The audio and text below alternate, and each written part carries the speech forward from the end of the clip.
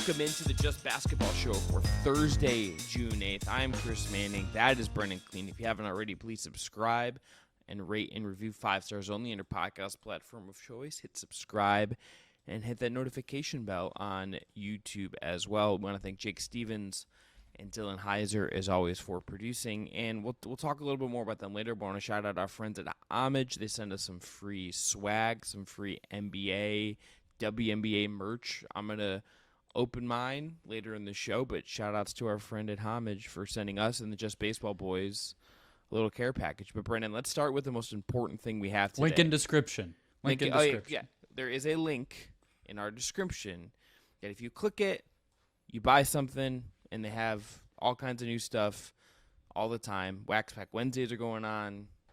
Little money comes back to the Just Basketball crew. Support the homies. Do it. Brendon, Game 3. Denver's now up 2-1. And this was kind of a weird game. I think was how I kind of first looked at it. It lacked like a real rhythm. But I think the place to start is with the two best players on Denver's roster, who won Nikola Jokic, the two-time MVP, played 44 minutes, had 32, 21, and 10. One of the few players ever to do that. He's now done that 3 times in a playoff game. Historical stuff from him. And then Jamal Murray, 45 minutes, a team-high 45 minutes, may I add. 34 points, 10 rebounds, 10 assists for Murray, 12 of 22 from the field, 3-6 from 3. Let's start with Jokic. He can do everything. This is like light work for him, it feels like. This is all-time historical stuff from Jokic. This is all-time, put it in his Hall of Fame resume, write-up, whatever. This is on the Jokic case for his place on the Pantheon. This is the kind of performance that was. Absolutely. Om Youngmisuk had it at ESPN on Twitter that this is the first regular season or playoffs, first time in NBA history that 2 teammates had a 30-point triple-double in the same game. And you said it was a weird game, and I think I agree. Playoff series and final series, as like hyped and sexy and cool as all this stuff is supposed to be, there's just games like this sometimes where I feel like it comes down to, did our best players outplay your best players? And like that's, I don't know, maybe some people find that to be disappointing. There was at least one, I think, surprise star of this game from Denver who we will talk about, but it's just like Jokic and Jamal Murray have just been better than Butler and Bam have been in this series. Sometimes that's all it's going to take. But you're absolutely right to point out the Jokic side in particular. I mean, Murray had 7 turnovers. I thought he was really effective driving downhill and kind of setting the table for everybody, getting his. He really kind of made it a point from the opening tip of the game to get there. But Jokic just dominated from start to finish. He's one of those guys where it's just, he is your rebounding. They broke the zone, I thought, a lot better tonight. And just like we saw in Game 2, I mean, if and when he chooses to score, they're not stopping him. So it's good that we're starting with him, because I think all of us that analyze this league during the postseason have gotten a little like, yeah, he did that, but like let's focus on the other stuff. But like you just can't ignore what he's doing at a certain point. Yeah, like I thought he got undersold by the broadcast. Like I didn't think they were excited enough about him. And Brendon, the comp I would make with Jokic is that him and LeBron and like maybe Curry to some degree as well, but they're like the only guys that like they're one of the few guys, let's say, that you show them a defense like once, maybe twice, and it slows them down a little bit, and they process it, and then by the 3rd time they've seen it, it's over. It's a wrap. Jokic is obviously going to have times where he misses shots. The Heat's defense is really gritty. That team is going to be competitive and in your face and make all of this stuff really hard. That is just what is going to happen. But Jokic knows where to go. He got into the first quarter was a ton of him just getting into the belly of the Heat defense in the paint and just getting the little floater that he wanted. It felt like at times they could have spammed him looks in that spot and just varied how they got him the ball, and he could have got that shot anytime he wanted. Kind of like an inverse of the Bam stuff from Game 1, right? He is just going to download everything you throw at him, and then he's just going to casually like pick you apart the whole way. Again, there's going to be times where he misses shots, then they have turnovers.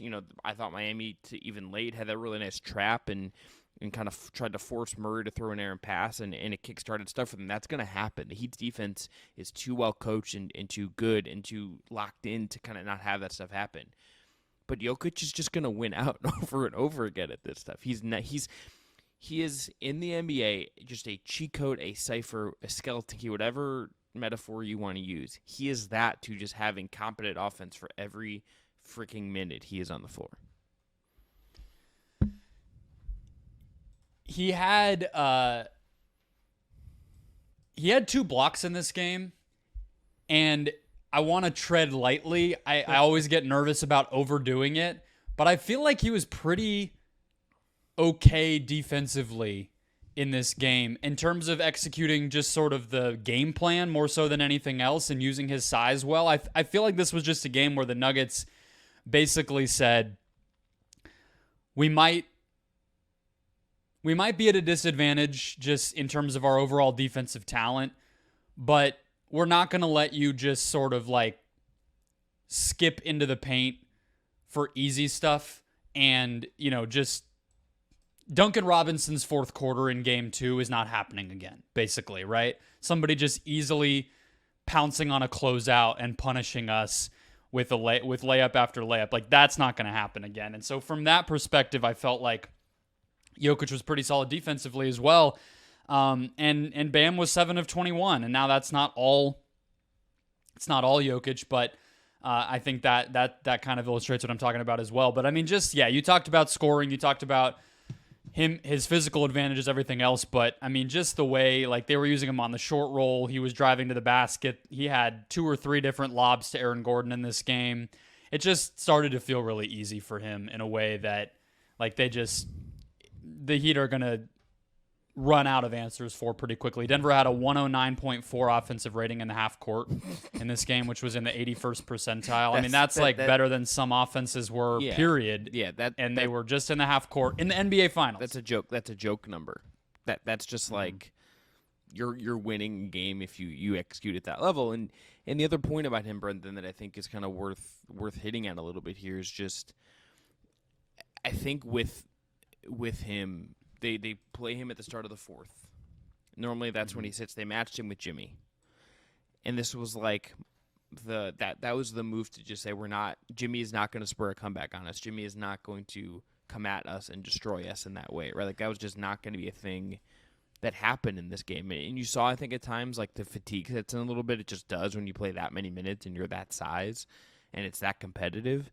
But he was like up for it until the end, and he kept even when like there was a play where Bam got him, he gets him back. Like it is, if this series tilts Miami's way again in some way, like it's not gonna be something where it's because like they figured out Jokic. Like he is just like he's obviously maybe not gonna do this every night because what he did was historical, and not like not in a like you just like hit the filters a certain way to say like this is the first time someone did it. This is like real history. Right. Shot 48.3% and had less than 3 turnovers. Yeah. Yeah. Not like you just hit like 8 things on the stat head pages and figure it out. But this is like actual history. He's maybe not going to do that every night, but he's going to he's got Miami. I think like there's not like a smarter basketball people than us, like tactically wise, can maybe like explain other things. I don't think those exist. Come on. There's nobody smarter than you and I. Well, I appreciate tuning our horn like that, but if someone who's like looking at this in a purely like X's and O's standpoint could say, okay, here is 3 things Miami could do to vary the coverage and layers to Finn, like or on a second watch we would pick that up. I don't think there's anything that Miami can do that he's not just gonna like pick apart within a quarter. So Spo was right. Yeah, you hate Ramona Shelburne. No. That's what you're saying. No. I mean, even like that Spo answer, you texted me about this, so I want to give you credit on this.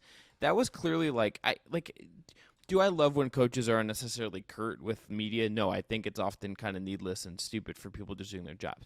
But that was clearly a coach that was trying to be like, I don't want to talk about the strategy because you figured out what we're trying to do.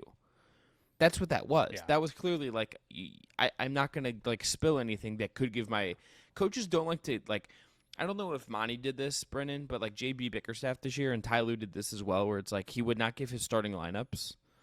Like at his beginning, it's just like, okay, like they know who's going to start. Like it's just like, and even if they don't, if you think they're not ready for the other guy who might start, also you're just being ridiculous. It's just like the optics of like a small advantage. Coaches just don't like to talk about that stuff. And I get it; these are highly competitive people, but it's like that's what that was.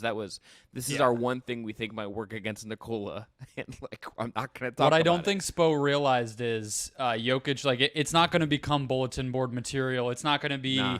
MJ making up something that Gary Payton said in The Last Dance that didn't ever even actually happen just to get angry. Jokic is like, do whatever. I'm gonna just dominate you guys completely. Can I ask you let me ask you a philosophical Jokic question before we talk about Murray. Is that like maybe why some people like have a hard time like maybe comprehending what he is? Because like think about like our other great player, most of the other great players in league history. The late great Kobe Bryant was like a myth with the work ethic and the Mamba mentality. Sure. MJ was MJ. LeBron has that element to him. KG has that element to him. Even like Duncan, for as boring as he is, like has like mystery and like this aura to him, like in a Spursy way. You go down the list of the greatest players to ever play, there is like myth to them. There's like mythological thing. And with Nikola Jokic, it's like here's this like brilliant passer who was drafted during a Taco Bell commercial who like. Anytime like there's I've seen the chubby photos of him as a kid now like 500 times. Like we get it. He's like not the most athletic. It just feels like with other guys there's like this myth and this myth creation with him. And I think with Jokic that just doesn't exist with some people for whatever reason, even though it absolutely should. You know what I think it is, and like there's no new take on the Jokic phenomenon, I think, at this point, unfortunately, because we had the MVP debate get so ugly and everything else. But I really think, to me, the best argument that I've heard that resonates the most with me is we just didn't see this team fail. We didn't really get to watch it in that same way because their lean years where they sort of didn't, the hill to climb was out in the distance.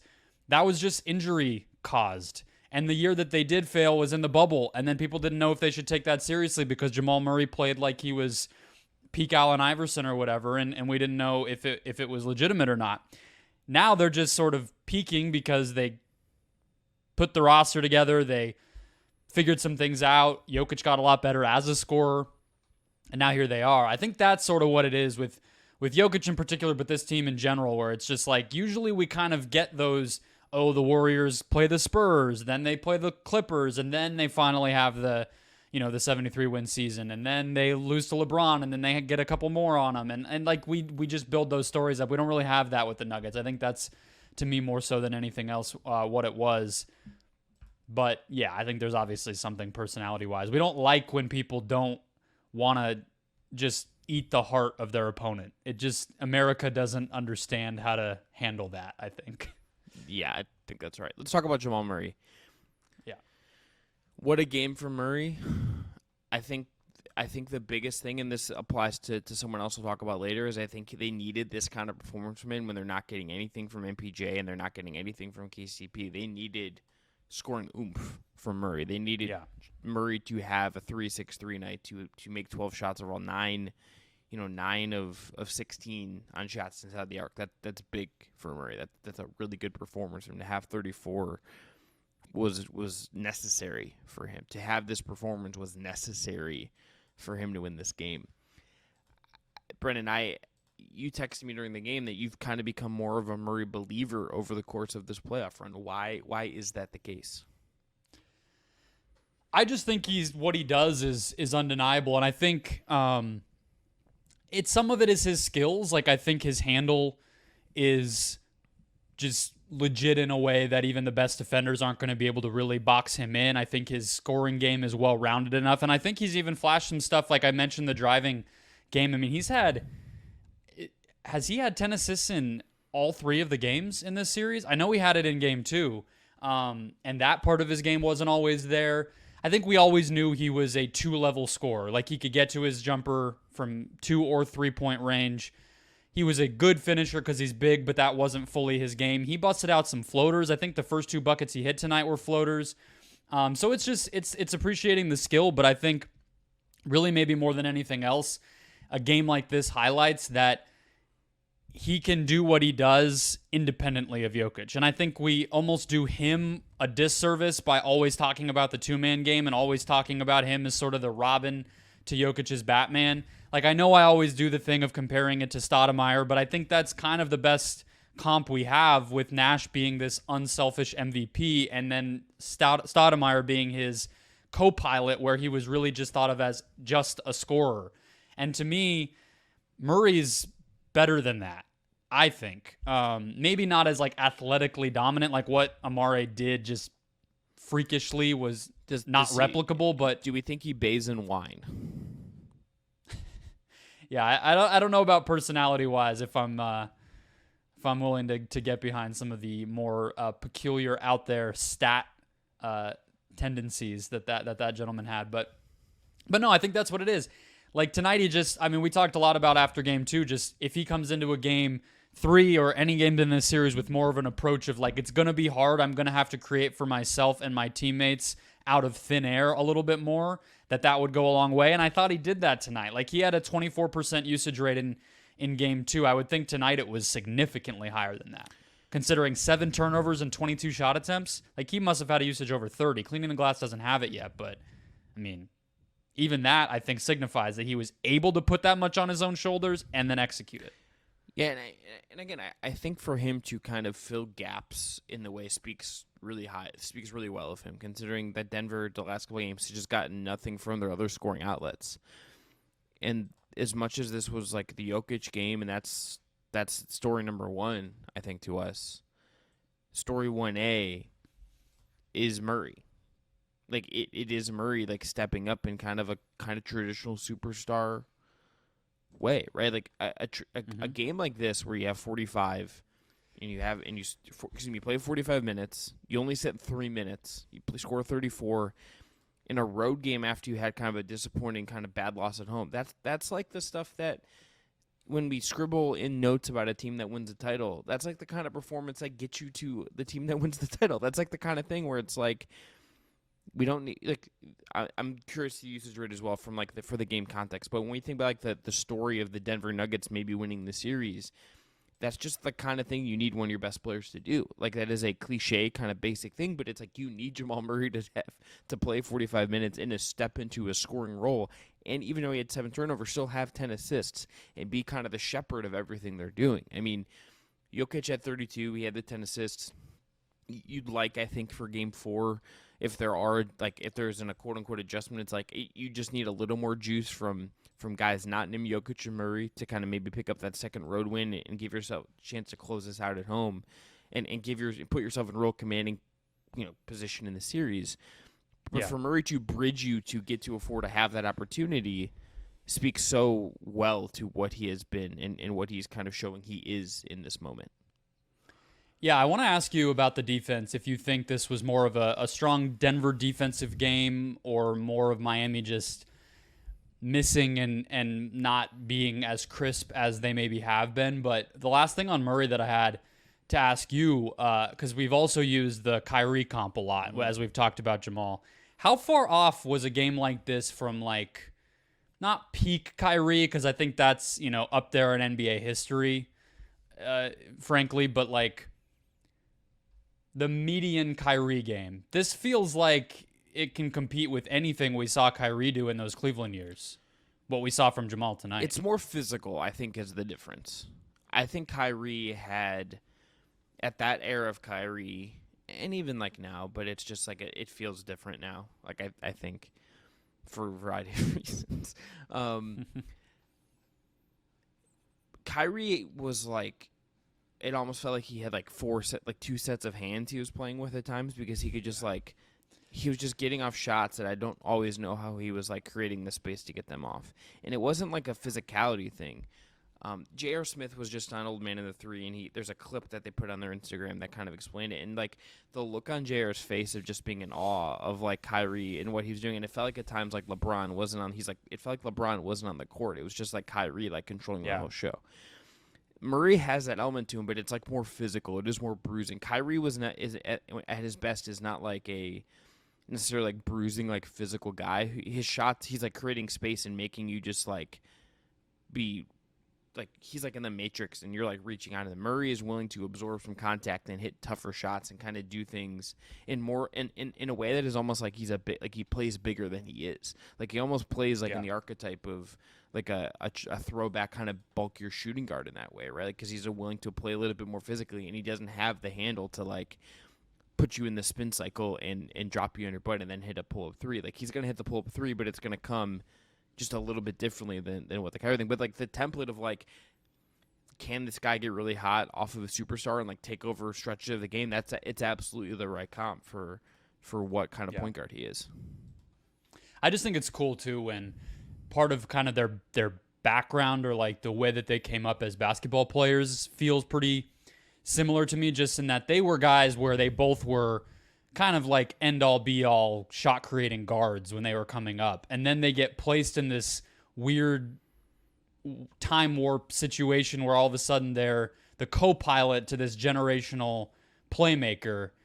But like they were both from blue blood colleges where they were expected to maybe be the number one, and they both kind of have to adjust. So I think it's an interesting comp. But what do you think about Denver's defense? Do you feel like, because I saw a lot of people being, this is the best two-way performance we've seen from the Nuggets all playoffs and like this and that, a lot of praise.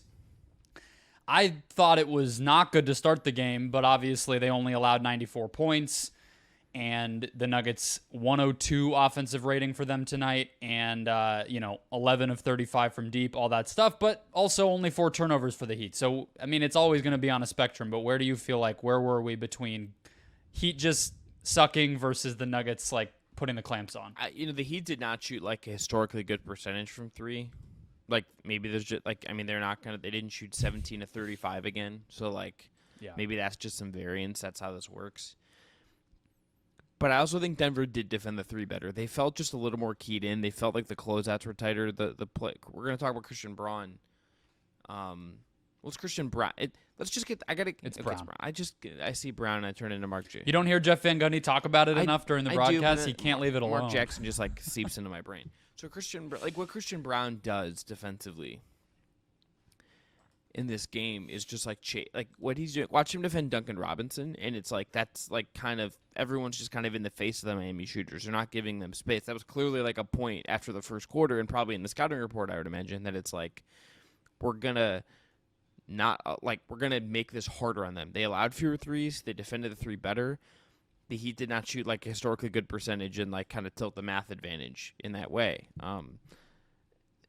I certainly some of that is just like maybe the Heat just like had a bad shooting. Like Gabe Vincent was 1 of 6, Max Strus was 1 of 4. Kevin Love, you got 2 from Kevin Love. Duncan Robinson's 3 of 6. Like you got 2 of 5 from Martin. So it's not even like it's just like maybe like 1 or 2 more go in, and this is a little bit different. But I do think Denver had like the last 3 quarters had a better performance, and like the numbers do reflect that. So like their offensive rating for this game was 102.2. That's like an anemic offense. That speaks really well to Denver's defense. And their half-court offense, Miami, was 88.8 in the half-court. That's in the bottom like quarter of performances. So yeah, I feel pretty good. I would feel very good if I'm Denver about how I performed offensively. Even if there's just some, hey, they missed some open shots, I think the defense was better.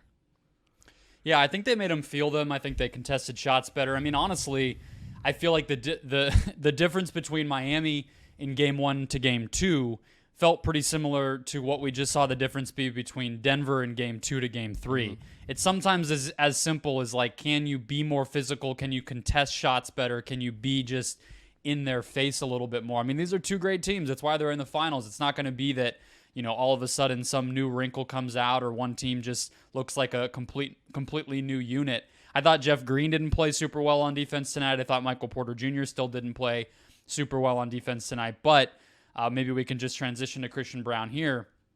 I think Gordon played better, and I think playing Braun more, sometimes even just that's enough, right? Like you just play the better guys defensively, it's going to look a lot better. Less Michael Porter Jr. tends to have a better outcome with the defense. Pretty clear correlation there, even though MPJ's gotten better. So this is just the Christian Braun game. It felt like game 2 was going to be it.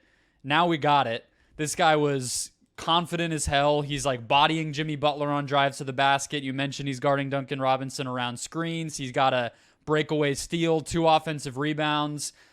We love a white role player off the bench in the NBA, and this guy delivered. He gave us his moment. Brendon, when you look at Game 4, because we're not really going to do too much kind of adjustments. We kind of think this series feels kind of settled. Is there anything that you would do for Miami to maybe try to generate different looks? I mean, I feel like maybe the answer is just like Tyler Hero did not play in Game 3 as kind of was initially reported coming into the series. I don't know if he plays in Game 4, like what that looks like. Just kind of getting him would probably be helpful just from a shot creation and shot making standpoint, but like that feels like kind of the only thing. The one that I would key in on from this game personally is Gabe Vincent. 0 assists, 2 of 10 from the field. I honestly like thinking through, it didn't feel that ugly in real time to me. And I don't think I remember his only 3 came catch and shoot in the left corner off of a Max Strus pass in the pick and roll. And so Gabe Vincent didn't have a single pull-up 3 in this game, which had been a real weapon for them.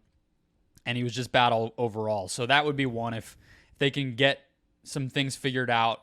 I feel like the fact that Lowry had a good game and Vincent didn't makes me feel like it's not so much a Nuggets kind of solving the point guard pick and roll stuff. It's really just Vincent playing poorly. So that could bounce back. He's a big scorer.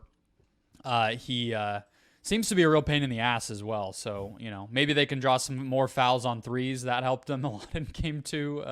Maybe get back into that bag. Talk to some refs, see if there's any paying off that can be done. But no, I mean, I think this is just going to be what it is for the Heat. They're going to live and die by the 3. They don't have a fallback option. If Jimmy can't play at the level that he played in the Milwaukee series or even at times in the Boston series, then it's going to have to be 3s. And that's a dangerous spot to be in. That's why Denver's in the driver's seat. I don't see that changing. Let's move on to Christian Braun of the law firm Brown & Brown. Brendon, he's been Denver's... Let's frame it this way instead of saying he's ex-best. He has been significantly better than KCP and MPJ in this series. Yeah, I mean, you definitely would have to say that coming off of a pretty solid game, too, and then this game, he definitely was. I think that the Heat, so not, I did my praise, we love our white role player in the NBA stuff, but, like, I do think that to pour a little bit of water on it, like, the Heat will start guarding him as if he's a question mark to shoot, right? They will start guarding him as if we're going to ignore you and make you make shots. And that could change things. But all it takes is one game like this, and you get a win, and that's all. I mean, that's what the finals are about. It doesn't really matter if the next game goes differently because they just won this one on the road. Here's what I'll say, though. I think with Braun, what we're seeing is a guy that has been empowered somewhat by his situation. Like, maybe he didn't play as much as a regular season as he would have liked. But this is a rookie who obviously, he wasn't a one-and-done guy, so a little bit older, so maybe that contributes to this. I don't know. But I think this is a guy that kind of understands what he is. He understands what his role is as a rookie, and is also being, like, empowered to go out there and do it. And he's playing with confidence that, like, I think only can come if your coaching staff, your organization does have your back.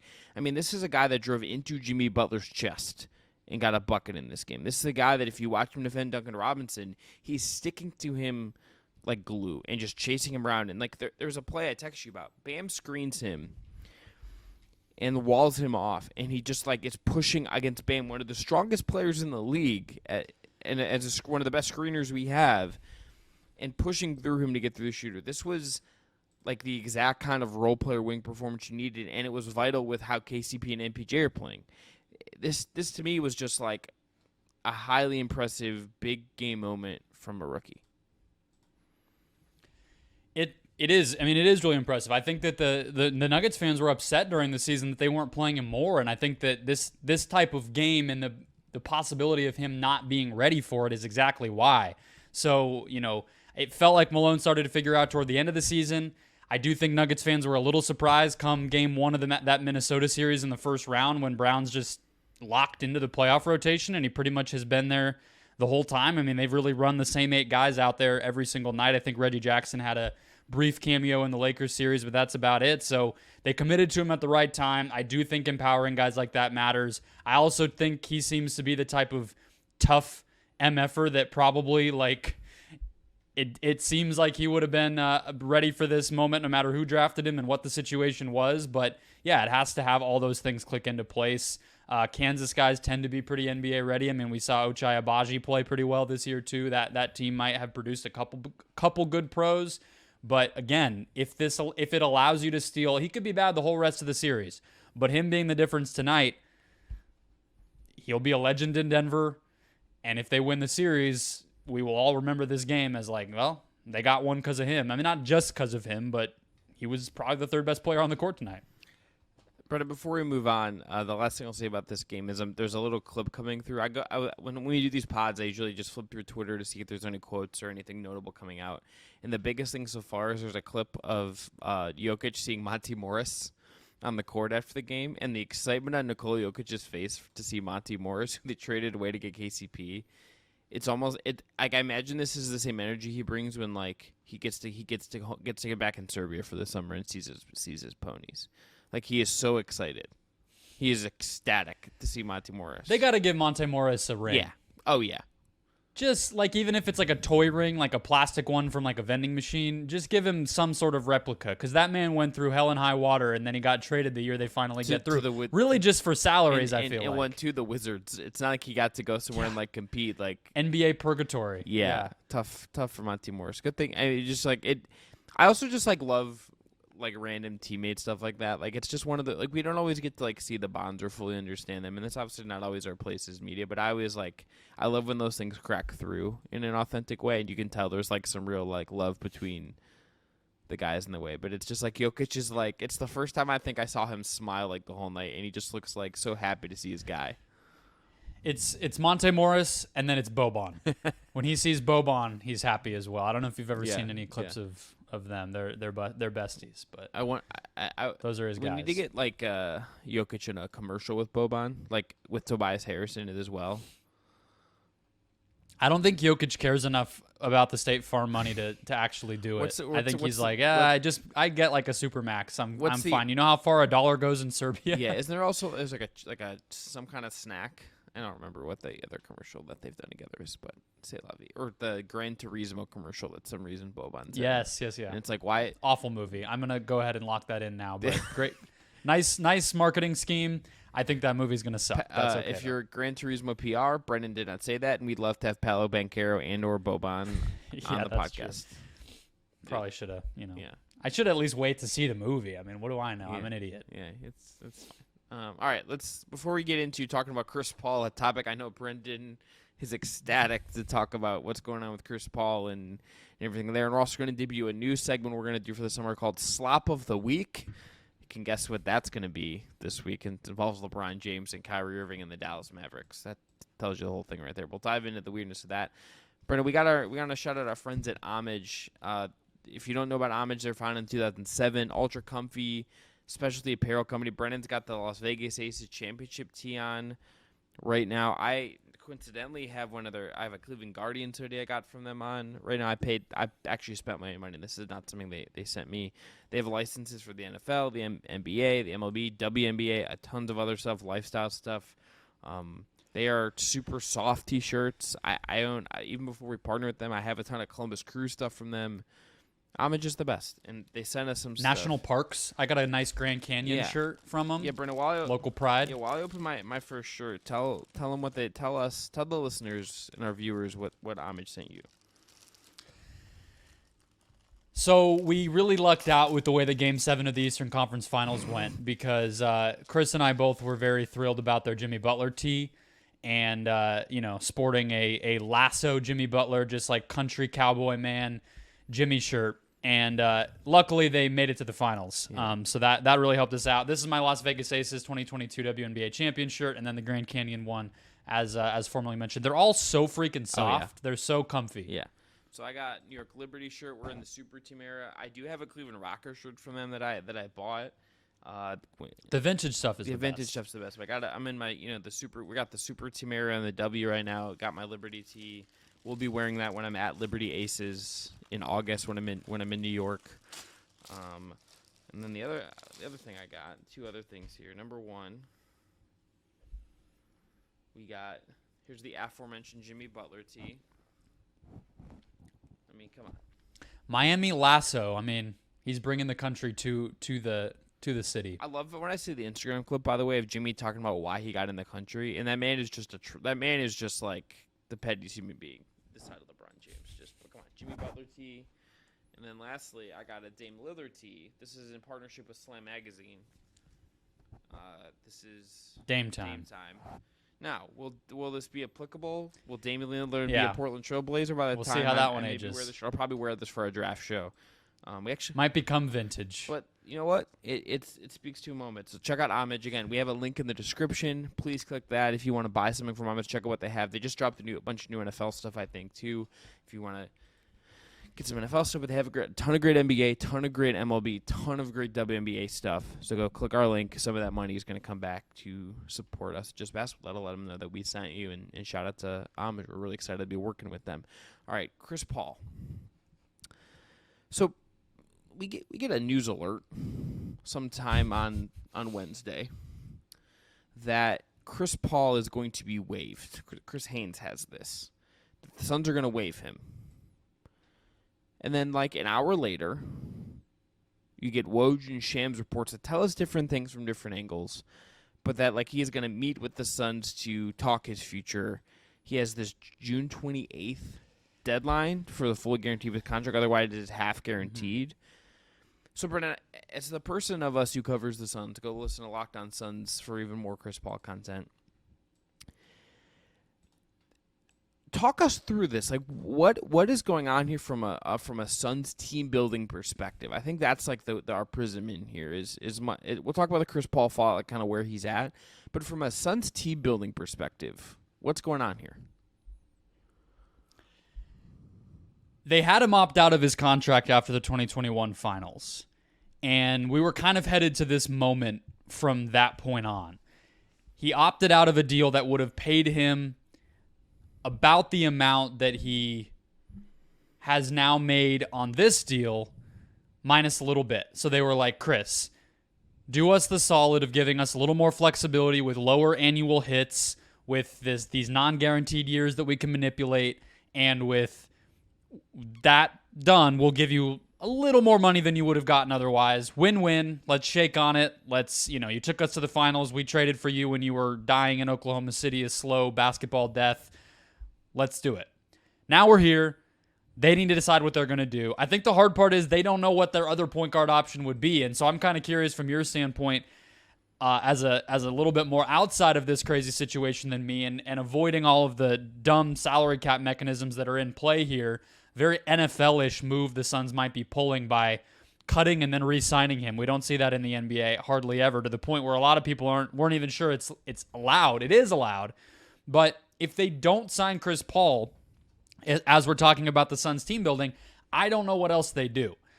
Because it's not like they're not getting cap space. They have Devin Booker and Kevin Durant on their team making $40, $50 million. This is not a situation of, let's cut him and then we'll go sign Fred VanVleet on a big, $100 million offer. That's not in the cards. It's basically this, or you try to get somebody for any mid-level exception or minimum or whatever you can scrounge together under the couch cushions and under the bed sheets from your, spare change that Matt Ishbia might have laying around. This is not shopping in the luxury section of the dealership. So what do you think that they would do if they did actually just say, we're done with Chris Paul?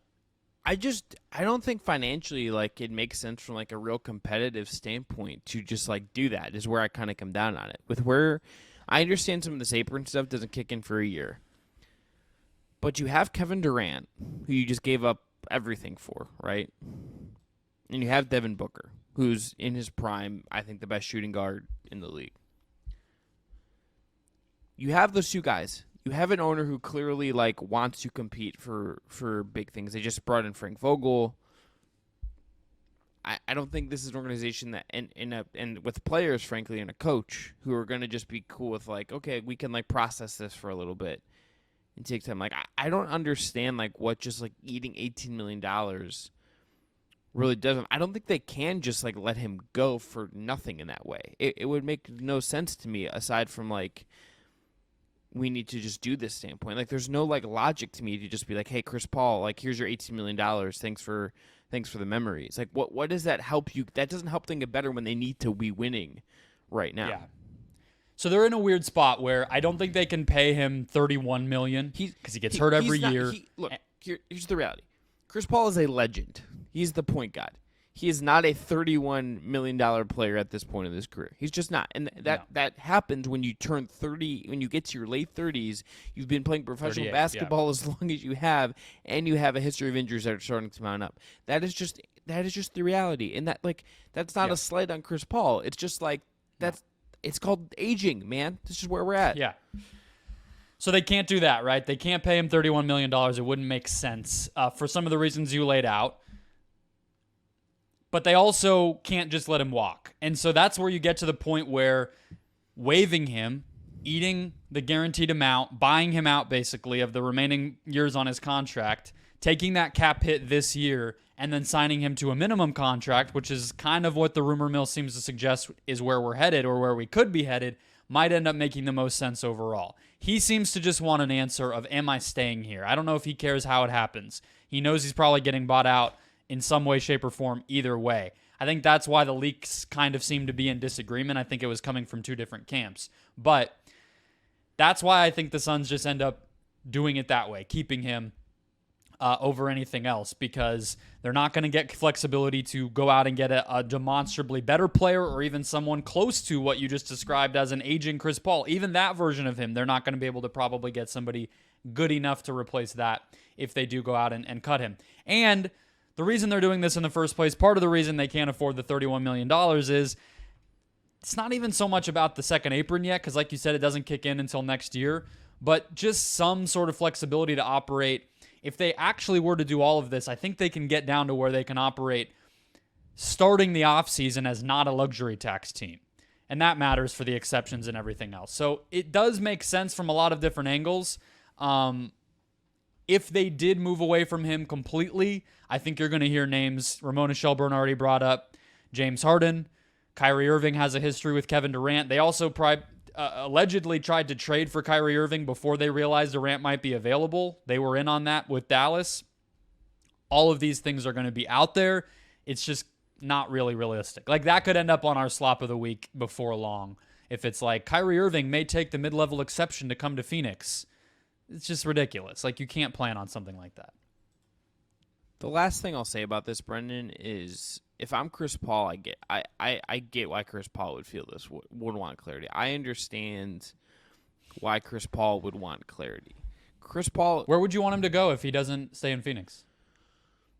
I mean, we talked about the San Antonio thing. I think that would obviously be a good fit, but I think I would also want to see him, like, pursue winning a championship. Like, I don't think his legacy, like, needs it. He's one of the best of his generation. He's one of the best point guards ever. But if he wanted to, like, go play for the... I mean, I feel like the banana boat thing with LeBron would be, like, appealing to him. I could see that. Yeah. And I could see maybe, like, the Bucks, you know?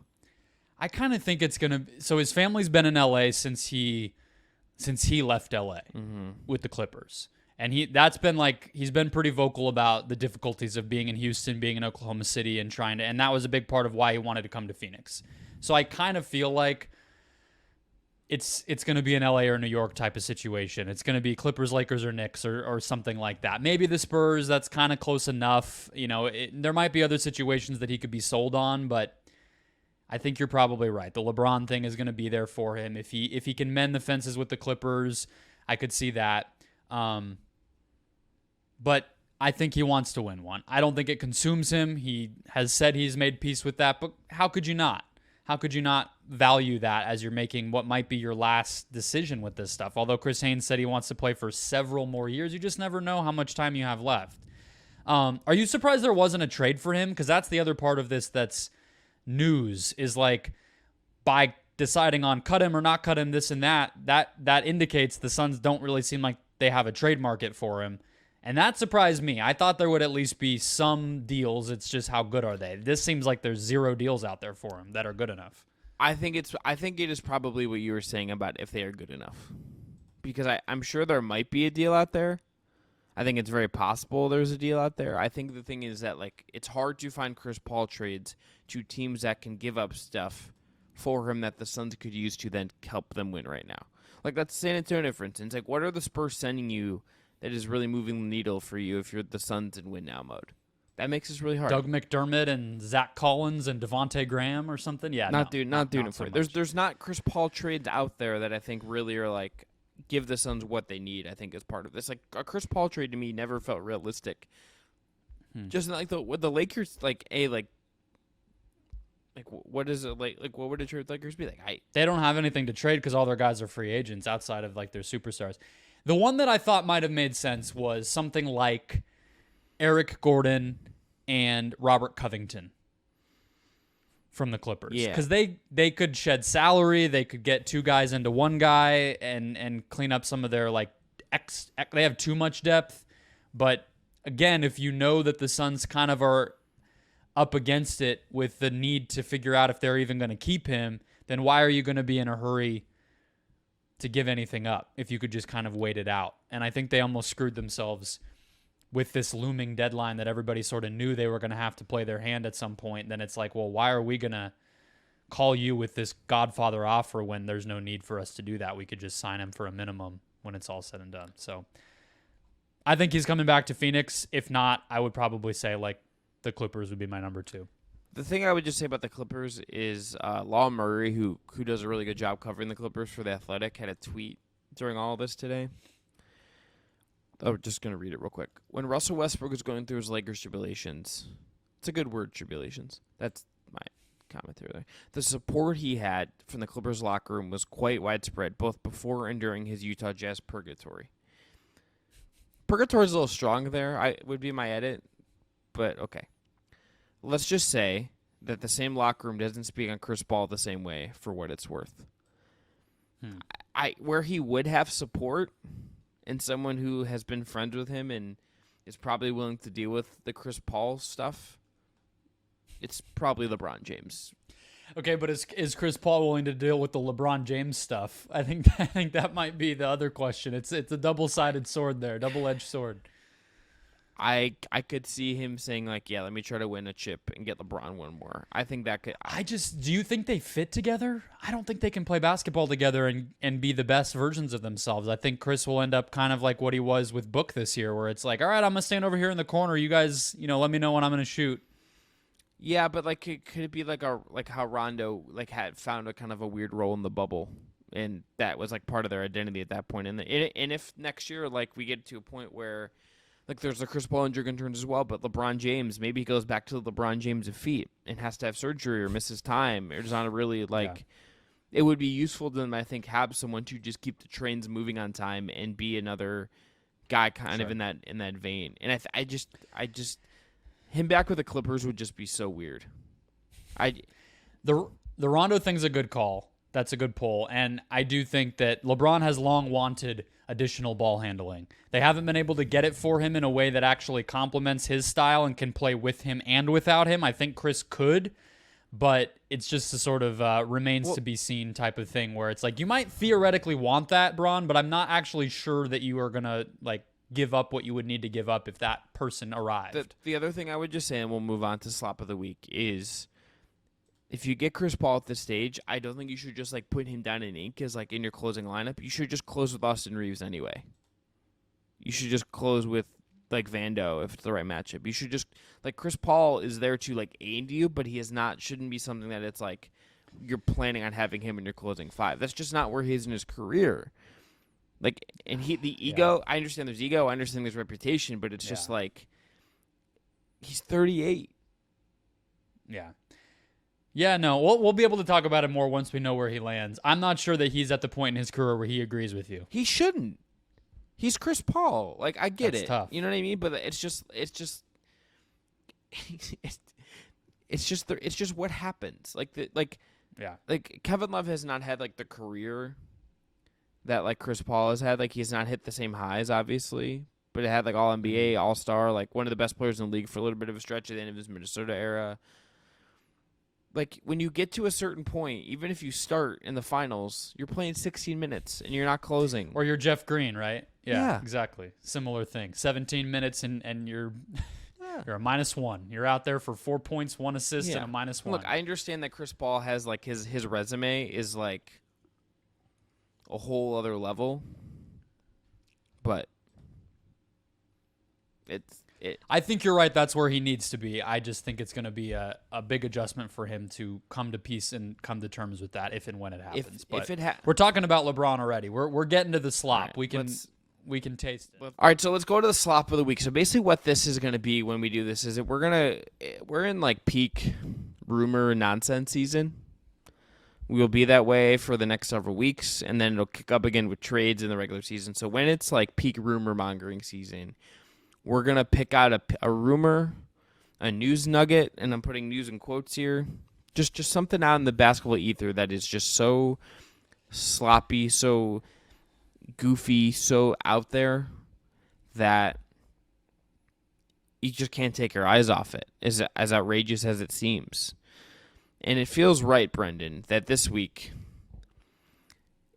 it comes with Kyrie Irving, who, per Chris Haynes, wants the Dallas Mavericks to trade for LeBron James. This is not the LeBron wants the Lakers to get Kyrie. This is Kyrie Irving, who is a free agent, wants the Dallas Mavericks to trade for LeBron James. The Mavericks, and also in this story, Haynes reports that the Mavericks were preparing to make an offer for James last season when the Lakers were spiraling, sources say, despite James being ineligible for a trade. So was the Just Basketball show. We were considering at the deadline an acquisition of LeBron James to be the third host of the show. We just decided against it. It didn't end up making sense. My offer was watching the Peacock movie that I can't believe exists with Caleb McLaughlin, or whatever his name is, from Stranger Things, about like LeBron, and I just like, how is this? What is that? Like, is it a movie or a show? Either way, it's a movie, and it's just, okay. I'm like, this exists. They're basically remaking what already was a documentary into a fictional show on Peacock. Yeah, and I'm just like, and I keep there's people I recognize. I'm just like, Brendon and I have talked about like watching the White Man Can't Jump remake with sequel walls and Jack Harlow. And talking about it on the show, I kind of feel like we should also watch Shooting Stars. I was also going to tell you we will definitely be recapping weekly Winning Time. Oh yeah, as it comes out. Oh yeah, because that's actually good. That's not slop. Yeah, that's not satire. I cannot wait to talk real. more about like NBA players doing like cocaine and Magic Johnson's sex scenes that he is very not okay with appearing on HBO. Look, that man was. Look, if we've learned anything even today by being on Twitter and you search Zion Williamson's name, NBA players, they've always been really. That was a different direction. Slop of the week could have gone this week. Real slop of the week, but NBA players are always extremely horny, and it just it's tough for them sometimes. But it plays out poorly for them. Yes, the LeBron thing. Let me. This is so. This is insane, Brendon. This is just like.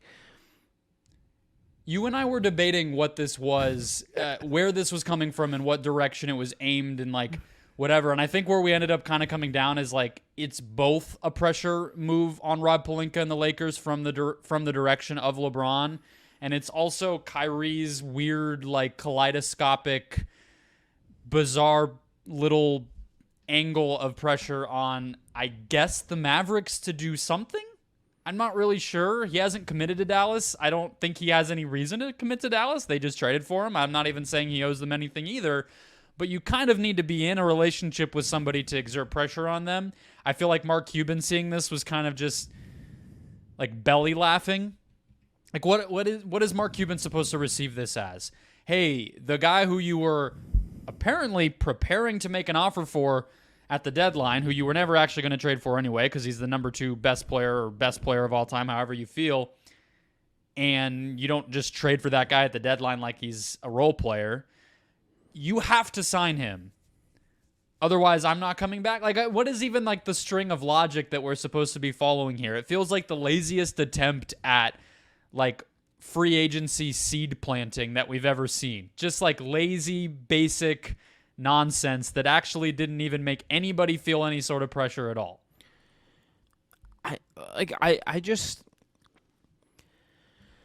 I'm just like thinking about like what the trade calls were like would be between like Nico Harrison and Rob Pelinka. That's the funniest part of all of this. Hey, do you want like a heavily used Tim Hardaway Jr. and the German center who people don't really remember is on our team? And like the picks we don't have because we sent them out for Kristaps Porzingis, who's not on our team anymore. Do you want all that for the best player ever? Who like, and then you get the other layer of it, where it's like there was the thing that like it's not in the write up, but it was like this could be like pushing towards like a buyout for LeBron, Yeah, and I'm just like, what? Like what? Like I don't even know how that works because he would have to like preemptively opt out. He has an option next summer. Yeah. Or is he just like opting out now and then he's just like a free agent now? Like what is going? Like what is this? Like like this is like. This is like you get vertigo and you're just like you're spinning around and you're just confused about everything going on around you. You're just like you're lost in the sauce. You're the freaking I'm the Mr. Krabs meme, like trying to read this, Brendon. Like that is what this is. I Have you ever had vertigo? No, but second favorite Hitchcock movie is Vertigo. Fair. I had it once. It was in high school. I had my driver's license already. Got in the car to drive to school. We lived in a cul-de-sac, so not a long street. Got to the end of the street, ready to turn onto the main drag of our neighborhood and head toward the freeway to get to school. I didn't even make it to turning off of the cul-de-sac before I was like, I'm going to die in this vehicle if I press the gas even one more time. So I made my best attempt at a U-turn, parked the car, laid on the couch all day, puked like 3 times. And then I never came back. Never had it since. I have no idea what happened, but that was my experience. Very similar to what I felt reading this Chris Haynes thing. This is like the thing I just don't understand about it. This is like a 2K trade that is just like bizarre, and also just like if this is like a Kyrie thing, it's like is he like? I feel like at the end of the day, Kyrie like really through all of this has probably realized he's cost himself like a lot of guaranteed money. Like, I feel like that is, like, he's never said that. It's hard to understand what Kyrie thinks, but I'm sure in the back of his mind somewhere he's like, I have lost a lot of money the last couple of years with how things have gone, right? I looked this up today. He's made $230 million in his career, but that's actually low for an NBA player. And this is like he's in his – because the time he came in the league, the contracts have gotten higher at a certain point. He is – 30. He was a number 1 overall pick and made like $6 million his first year. Right. That's just crazy to think. He didn't get drafted that long ago. The whole economics are way different. Right, but he's 31. He could sign up to a 5-year, $272 million contract. I think anyone would be surprised if he got more than like 2 years, considering what has gone on with him, and there's injury stuff with him as well, even just from aside from the distraction and kind of the nuttiness standpoint. Obviously, the Nike stuff has happened with him. I wonder if this is just like, I'm really committed to you, Dallas. Please just back up the Brinks junk for me and deal with the repercussions later. Because I also just can't imagine, like, with LeBron, it's like he made it. If there was already a leverage play, he made it when he was like, I might retire. Like, that's what I was gonna say. What happened to the retirement? Yeah. How's he supposed to play for the Mavericks if he's out of the league now? He's done. Like, I viewed that in a human way to some degree, but also like it's LeBron, so like there's always going to be a little bit of like, are we sure that this isn't just like a play for leverage and attention or whatever? Like, I get that cynicism. My brain, Brendon, I think we're gonna get a weird NBA summer. Like, I really think we're gonna get some stuff that's just gonna make us like we're gonna just have some pods where I think you and I are just a little bit flabbergasted. I feel like that's where we're headed. Just catching our breath. Yeah, particularly like whatever James Harden's contract looks like. I feel like I'm just gonna be like, are we sure? Are we sure that James Harden at going into his late 30s is worth like all this money and whatever? But not to mention the slop we didn't even get to, which easily could have taken the place of this, where Damian Lillard just went on a podcast and he's like, yeah, probably the Heat. I love Bam, and he's oh my, yeah, boy. What I was gonna say, and you, I think what you said about Kyrie is good. If you have more, cool. I was just going to say on the LeBron side, the idea that somebody of his stature in the league and in sports and just with all the career and how carefully everything has just been built up, especially post-decision and everything else, the team of advisors that help him do is every single step of his life, that he's going to stoop so low to be bought out and go to Dallas or be traded for Tim Hardaway and scraps. Like, neither of those things, like those are below the dignity of LeBron James. And I'm not even saying that I think it. I think he thinks that. He's a guy who doesn't ever want to have to demand a trade and all these different things that he's sort of prided himself on. And we're supposed to believe he's going to crawl his way to Dallas to finish out his season being the number 2 to Luka. That's not happening. No, and look, I think there is a real, it has been apparent for a while that there's a real desire, I think, for LeBron and Kyrie to play together again. It seems like there's just, that relationship has evolved since Kyrie left in 2017, and it's taken turns, and LeBron has kind of weirdly stuck with Kyrie through some of the very troubling things Kyrie has said and shared and put out in the universe. If they play together again, it's not happening in Dallas. It's happening with the Los Angeles Lakers is where that's going to happen. I think the interesting part of how this goes forward that's a little less fake and ridiculous is just the Lakers not so incidentally leaked and have been pretty aggressive week to week since they got eliminated that they're going to retain Reeves and Rui no matter what it takes. And that's not an accident. They're putting that out there so LeBron sees it. Mm-hmm. These are the guys we're re-signing. We're not doing your bidding. We're not prioritizing what you want. We're continuing to build the team that happened to be the most successful one you've had post-bubble. In case you forgot, LeBron, like these guys actually got you where you think Kyrie might. And that feels intentional. And that, if anything comes of this, I feel like that kind of like behind-the-scenes war of leakage could actually end up meaning something. LeBron did not appreciate the way the Lakers manipulated that could be a headline in a few weeks if things really did get bad between these two. So is it Hero and a bunch of picks for Dame? Is that what Duncan Robinson's contract? I don't know, man. Dame is I don't think Dame's going to be a Portland Trailblazer. Say that. Well, we will have a Blazers themed guest that week that I'm very excited about. I will be wearing my Dame shirt for that episode. I think is what I've decided.